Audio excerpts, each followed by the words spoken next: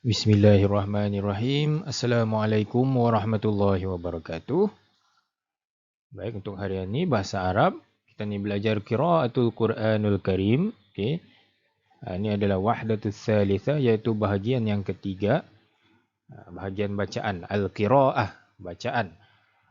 Ini cikgu percaya kamu sudah belajar tajukan ni. Jadi kita ni refresh saja, ulang kaji balik. Qiraatul Quranil Karim artinya bacaan Al-Quranil Karim.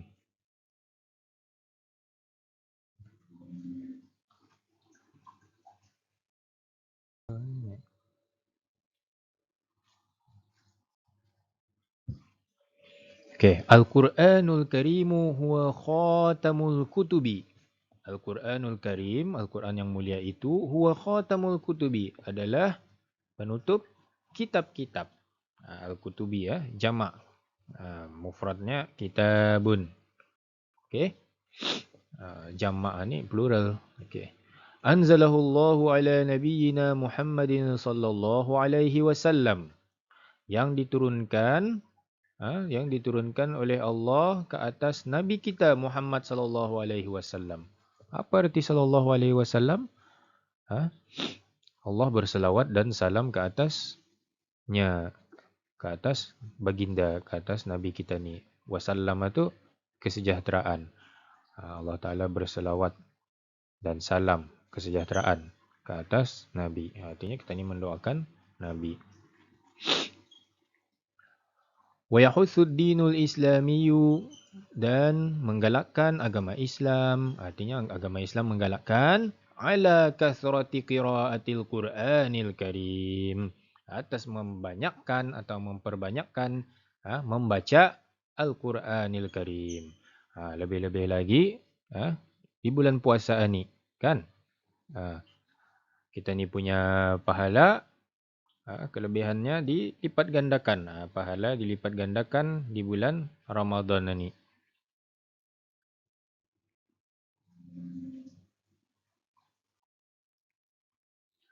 An Abdullah bin Mas'ud radhiyallahu anhu qala, daripada Abdullah bin Mas'ud radhiyallahu anhu qala, berkata. Okay, radhiyallahu anhu itu apa artinya? Allah redha ke atasnya. Allah redha kepada Abdullah bin Mas'ud ni. Qala, berkata. Qala Rasulullah sallallahu alaihi wasallam. Qala di sini Rasulullah. Jadi kita ni tafsirkan atau bagi makna ia sebagai bersabda. Kalau ini tadi qala ni berkata. Abdullah bin Mas'ud berkata kan. Kemudian kalau Rasulullah bersabda. Bersabda Rasulullah sallallahu alaihi wasallam, "Man qara'a harfan min kitabillahi falahu bihi hasanatun." Falahu bihi hasanatun. Barang siapa yang membaca satu huruf daripada kitab Allah, maka baginya satu kebajikan. Wal hasanatu bi'ashri amsalha, dan satu kebajikan itu dengan 10 yang seumpamanya, artinya 10 kali ganda. La aqulu alif lam mim harfun, tidaklah aku mengatakan alif lam mim itu satu huruf. Walakin alifun harfun, akan tetapi alif satu huruf, walamun harfun, lam satu huruf, dan lam satu huruf, wa mimun harfun, dan mim satu huruf. Sunanut Tirmizi. Artinya hadis riwayat Tirmizi. Kalau alif lam mim, berapa huruf tu? 3 huruf kan jadinya. Dikali ganda dengan 10, jadi 30. Macam itu.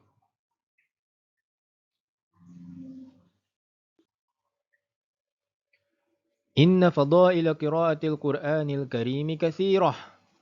Sesungguhnya fadilat-fadilat bacaan Al-Quranil Karim kathirah, banyak. Sesungguhnya fadilatnya tu banyak katanya. Minha, diantaranya, annaha taj'alul quluba mutmainnatan.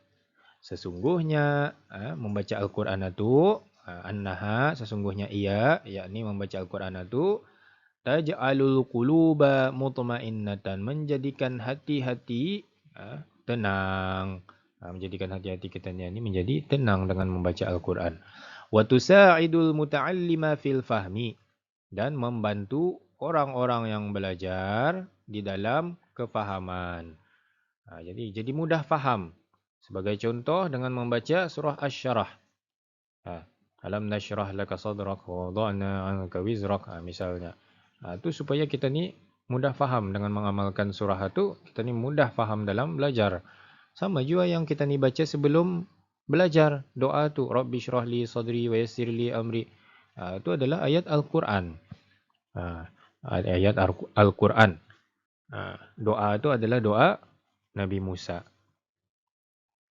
Mungkin kamu pun tahu sudah ceritanya. Macam mana cerita Nabi Musa tu, kenapa ya membaca doa tu. Itu kamu boleh cari sendiri. Okey. Wa tashfa'u lil muslimi yaumal qiyamah.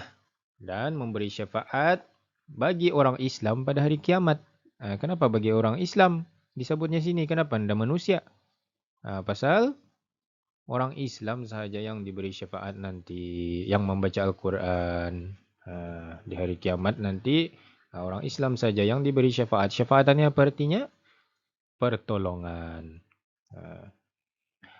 Wa tahfazul muslima minasyayatin wal jin. Dan menjaga orang-orang Islam.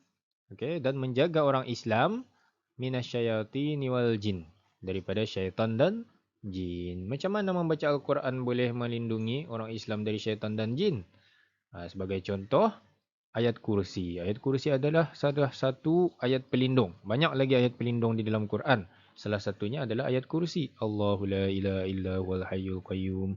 La ta'khudhuhu sinatu wa la naum. Itu adalah ayat pelindung yang boleh melindungi kita ni daripada gangguan syaitan dan jin. Okey?